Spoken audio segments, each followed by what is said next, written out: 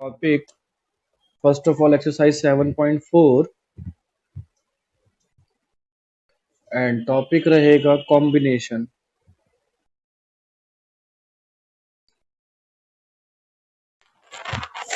Visible है?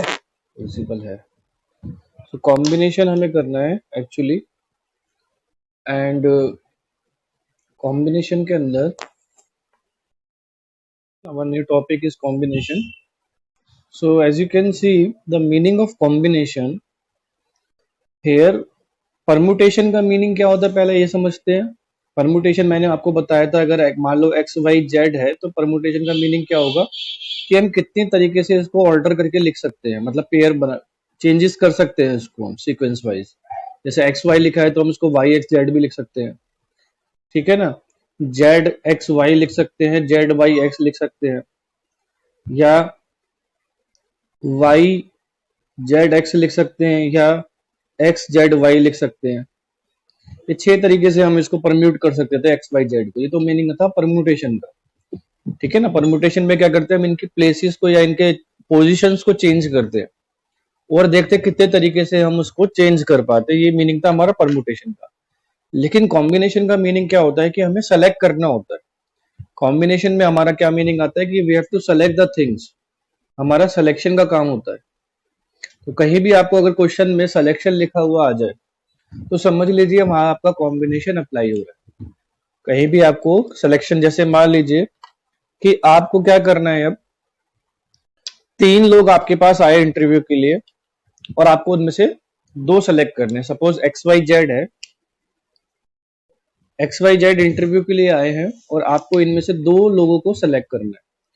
तो ये आप कैसे करोगे, या तो आप एक्स वाई जेड का पेयर बना लोगे 2 में, तो यार आप कैसे सेलेक्ट करोगे, या तो एक्स वाई को सेलेक्ट कर दोगे, या एक्स जेड को सेलेक्ट कर दोगे, या वाई जेड को सेलेक्ट कर लोगे. ऐसे सेलेक्ट करोगे ना. अगर आपको तीन तीन लोग अप्लाई करा है किसी ने इंटरव्यू के लिए और आपको 2 लोग सेलेक्ट करने हैं, तो उनमें क्या तरीके बनेंगे उनको सेलेक्ट करने का. या तो आप एक्स वाई सेलेक्ट करोगे, या आप एक्स जेड सेलेक्ट करोगे, या वाई जेड. ऐसी दो लोग सेलेक्ट करोगे, ठीक है. अब देखो सिलेक्शन जब हम कर रहे हैं, सिलेक्शन जब हम कर रहे हैं तो अब हम ना तो वाई एक्स ले रहे हैं, ना ही जेड एक्स ले रहे हैं, ना ही जेड वाई ले रहे हैं. इसमें और भी बन सकते थे ना, जैसे इसमें बनाएंगे 2 का सिलेक्शन तो वाई एक्स, अगर परमुटेशन के हिसाब से चलते तो यहाँ जेड एक्स और जेड वाई भी आना चाहिए था परमुटेशन के हिसाब से. लेकिन जब हम कॉम्बिनेशन लेते हैं तब हम एक्स वाई लिखें या वाई एक्स लिखें, इससे कोई फर्क नहीं पड़ता, क्योंकि हम सेलेक्ट 2 लोगों को ही कर रहे हैं, एक्स वाई को ही सेलेक्ट कर रहे हैं. चाहे हम उनको एक्स वाई करके लिखे, चाहे हम उनको वाई एक्स करके लिखे, इससे कोई फर्क नहीं पड़ता. तो जब हम कॉम्बिनेशन करते हैं, तो जब हम कॉम्बिनेशन करते हैं वहां सिर्फ हम एक बार ही सीक्वेंस लेते हैं. अगर हमने एक्स वाई ले लिया तो हम वहां वाई एक्स नहीं लेंगे. उन्हें परम्यूट करने से हमारा कोई सिलेक्शन नहीं होने वाला.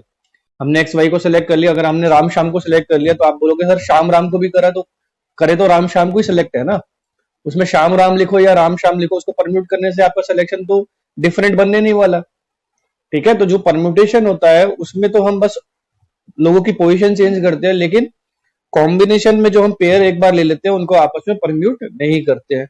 और यही इसमें परम्यूटेशन कॉम्बिनेशन में डिफरेंस होता है. देखो ये हमारा क्या हुआ, परम्यूटेशन टोटल मिला के हमारा परम्यूटेशन हो गया. देखो हमारे पास कितने लोग हैं यहाँ पर, 6 पेयर बन गए एक तरीके से. और अगर हम जो लोग परम्यूट कर रहे हैं, जितने परम्यूट कर रहे हैं उसे डिवाइड कर दे, यानी कि अब यहाँ फॉर्मूला देखिए आप, एनपीआर का फॉर्मूला क्या था, n factorial n minus r factorial. ये फॉर्मूला था आपके पास एनपीआर का, ठीक है. अब आपको मैं बोल रहा हूं कि एनसीआर का फॉर्मूला बताइए. तो एनसीआर मतलब जब आपके एन नंबर्स ऑफ ऑब्जेक्ट हो, जैसे अभी आपके पास 3 लोग थे और आपको 2 लोग सेलेक्ट करने थे, एन नंबर ऑफ ऑब्जेक्ट्स हो और आर ऑब्जेक्ट आपको सेलेक्ट करना हो, ठीक है. तो उसका फॉर्मूला क्या बनेगा. आप भाई मैंने आपको बताया कि एन में से आप सेलेक्ट कर लो चीजें, लेकिन आप उसमें क्या करोगे, परम्यूटेशन नहीं कर सकते. जो आर चीजें हैं उनको आपस में परम्यूट नहीं करोगे, तो यानी कि उससे डिवाइड करना पड़ेगा, जैसे इसमें मैंने करा था. कि आप एक्स वाई लिखो चाहे वाई एक्स लिखो, इससे फर्क नहीं पड़ता। यानी कि जो मैंने इसकी परम्यूटेशन है, अगर परम्यूटेशन के अंदर मैं इसकी डिवाइड कर दूंगा, 3 फैक्टोरियल से डिवाइड कर दूंगा, तो मेरा यहाँ पर क्या आ जाएगा, कॉम्बिनेशन आ जाएगा। यानी कि परम्यूटेशन और कॉम्बिनेशन में क्या फर्क होता है कि अगर मैं परम्यूटेशन के अंदर जो प्लेसेस ऑल्टर कर रही है, जो प्लेसेस ऑल्टर कर रही है उससे डिवाइड कर दूं, ठीक है ना, उससे डिवाइड कर दूं, तो मेरे पास क्या आ जाएगा, कॉम्बिनेशन हो जाएगा। समझ में आया? आप देख सकते हैं ना यहाँ पर, देखो परम्यूटेशन के अंदर आपने एक्स वाई या वाई एक्स का पेयर कोड हटा दिया, डिवाइड कर दिया उसकी परम्यूटेशन को, 2 फैक्टोरियल से डिवाइड कर दिया इसको, तो आपके पास ये तीन ही की तीन आएंगी, आपके पास तीन चॉइस आ जाएंगी, तो ये आपका आंसर बन जाएगा।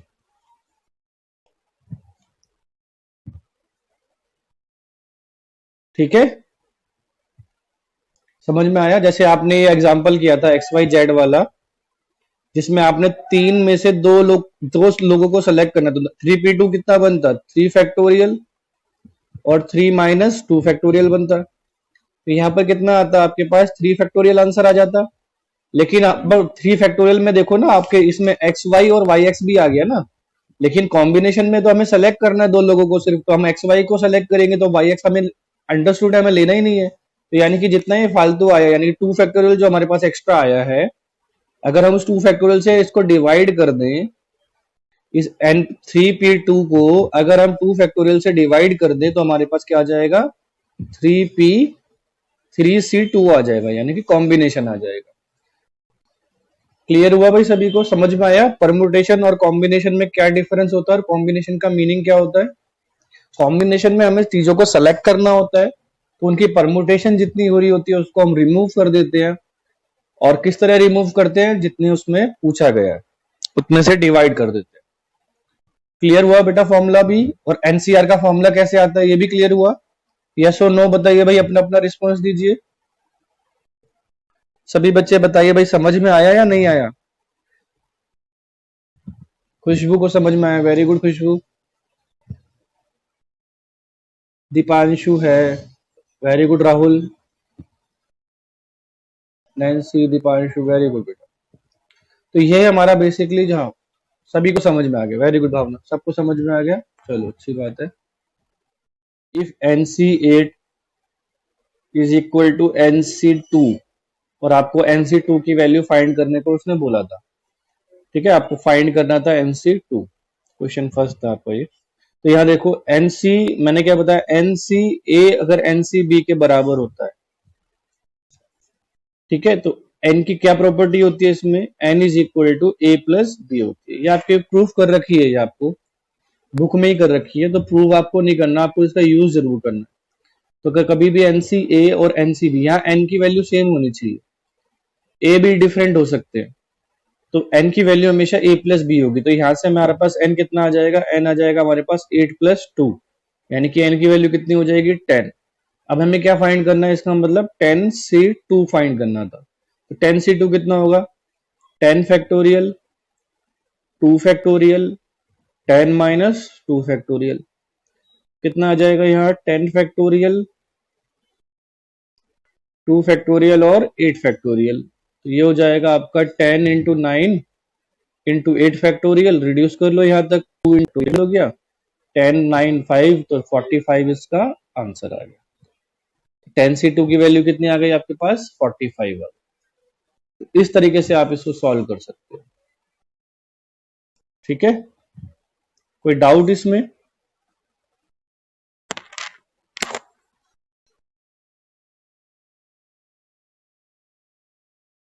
जो है एक्सरसाइज 7.4 का सेकंड क्वेश्चन है, इसका एक पार्ट कराऊंगा मैं आपको, फर्स्ट पार्ट करा देता हूँ चलो, और सेकंड पार्ट फिर आपको अपने आप इसको सॉल्व करना है। देखिए कैसे करोगे इसको। क्वेश्चन है आपका कि 2NC2 रेशियो इज टू, कह लो NC2 इज इक्वल टू 12:1, या आप सिंपली इसको लिखोगे, तो यहाँ पर आपको फाइंड एन करना है। क्या करना है, फाइंड एन करना है, ठीक है? तो एन फाइंड करना, तो क्या करेंगे हम इसमें भाई, सीधा सीधा दिया हुआ है 2NC2 है, अपॉन में NC2 दिया है, और 12:1 दिया हुआ है, 12/1 दिया हुआ। अब ये 2nc2 दिया हुआ है, फॉर्मूला अप्लाई करेंगे इसका। 2n factorial, 2 factorial, 2n minus 2 factorial, ठीक है। नीचे अपॉन में कितना होगा, n factorial, 2 factorial, n minus 2 factorial, और यहाँ कितना है 12/1, ठीक है। अब इसको आप कैसे लिखोगे, 2 फैक्टोरियल तो कैंसिल हो जाएगा, ठीक है। तो यहाँ लिखोगे आप 2n फैक्टोरियल, यहाँ आप लिखोगे 2n factorial, 2n minus 2 factorial, into में लिया ऊपर n माइनस 2 फैक्टोरियल को, और नीचे आएगा आपका n फैक्टोरियल, और यहाँ आपका हो जाएगा 12/1। अब देखो इस 2n फैक्टोरियल को हम 2n माइनस 2 फैक्टोरियल तक रिड्यूस करेंगे। तो कैसे रिड्यूस करेंगे, 2n है ना, तो 2n में पहले एक कम करेंगे, 2n, फिर 2n minus 1 and 2n minus 2 factorial, इस तरीके से ये रिड्यूस होगा। और यहाँ हमारा 2n माइनस 2 फैक्टोरियल अवेलेबल है, तो इतना ही रिड्यूस करना चाहिए इसको। यहाँ कितना है n माइनस 2 फैक्टोरियल, तो यहाँ भी आ जाएगा, इनटू में n फैक्टोरियल को लिखेंगे n into n minus 1 n minus 2 factorial, और यहाँ है 12/1 वैल्यू, तो n minus 2 n minus 2 factorial cancel हो जाएगा, और 2n minus 2 2n minus 2 factorial cancel हो जाएगा, ठीक है। जो कॉमन चीजें थी वो कैंसिल आउट हो गई। फिर हमने क्या करना है, इसमें जो वैल्यूज बची हैं उसको हम नेक्स्ट पेज पे लिख लेते हैं। That is our page number 4। Now move to page number 5। तो हमारे पास क्या वैल्यूज बची हैं, वैल्यूज बची है हमारे पास, यहाँ हमारे पास है 2n इंटू 2n माइनस 1 और n इंटू n माइनस 1, तो ये n भी कैंसिल हो जाएगा, ये n और n भी कैंसिल हो जाएगा, तो यहाँ हो जाएगा आपका 4n माइनस 2 और 12n माइनस 12, ठीक है। तो क्या करोगे आप, इस 12 को तो इधर ले आओ, तो 10 हो जाएगा। एक सेकंड,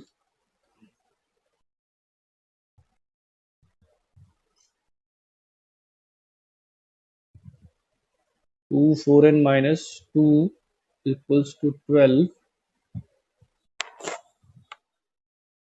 तो हमारी सारी ठीक है। तो करते हैं इसको आगे, ये आगे आपका यहाँ पर 8n आ जाएगा यहाँ पर, और यहाँ आ जाएगा आपका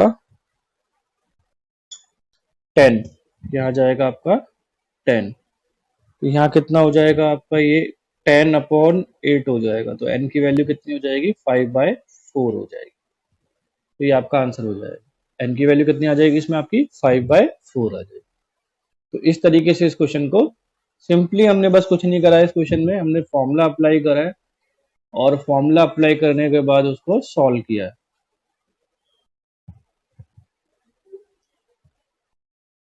find the number of ways of selecting 9 balls, हमें कितनी बॉल सेलेक्ट करनी है, सेलेक्टिंग 9 बॉल्स, तो यहाँ लिख दो सेलेक्ट करना है हमें 9 बॉल्स को सेलेक्ट करना है, ठीक है।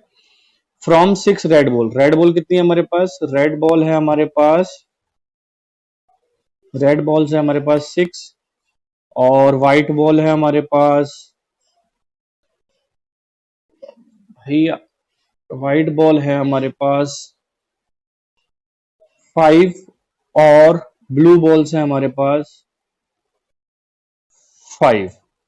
If each selection consist of 3 balls of each colour, तो हमारे पास कंपलसरी चीज क्या है कि भाई हमें 3 तो सेलेक्ट कर 9 बॉल तो सेलेक्ट करनी है, पर हर एक कलर की 3 बॉलें होनी चाहिए। अच्छा 5 क्वेश्चन है तो 5 लिख लो भाई, कहीं एक स्किप हो गया क्या, एक सेकेंड, चलो अभी फिफ्थ कर लो, अगर ये क्वेश्चन फिफ्थ है तो। बुक नहीं है मेरे पास, मैं ऐसी क्वेश्चंस देखता रहता हूँ। अच्छा देखो यहाँ पर, ये आपके पास सेलेक्टिंग 9 बॉल्स है, तो 6 5 5 आपके पास अलग अलग डिफरेंट कलर्स की बॉल्स दी हुई हैं। तो यहाँ पर आपको क्या चाहिए, टोटल 9 बॉल्स तो चाहिए। कंडीशन क्या बोली है उसने कि हर एक कलर की 3 बॉल होनी चाहिए, यानी कि मेरे को रेड भी 3 सेलेक्ट करनी है, ठीक है ना।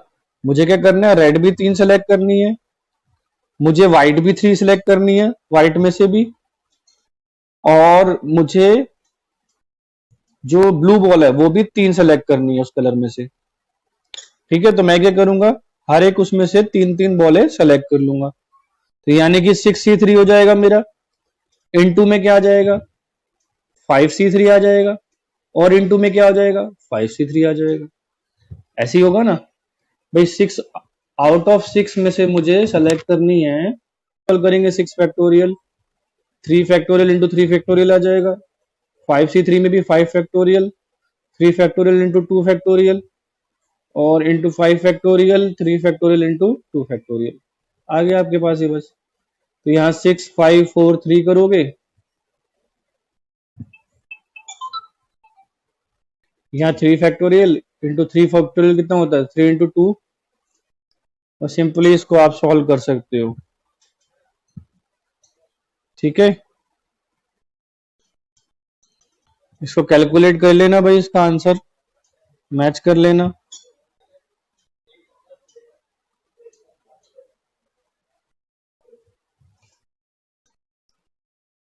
यहाँ से भी इसको 5 को करोगे तो 5 इंटू 4 रह जाएगा, फिर नीचे 2 रह जाएगा, यहाँ भी 5 इंटू 4 रह जाएगा, यहाँ 2 रह जाएगा। ठीक है, तो यानी कि यहाँ पर इसका रह जाएगा 3 फैक्टोरियल कैंसिल होकर 20 इंटू 10 का स्क्वायर, ऐसे ही रह जाएगा। तो यहाँ पर आ जाएगा आपका 200, ये आपका आंसर आ जाएगा। चेक कर लो भाई इस आंसर को, आपकी बुक से चेक कर लो इस आंसर को।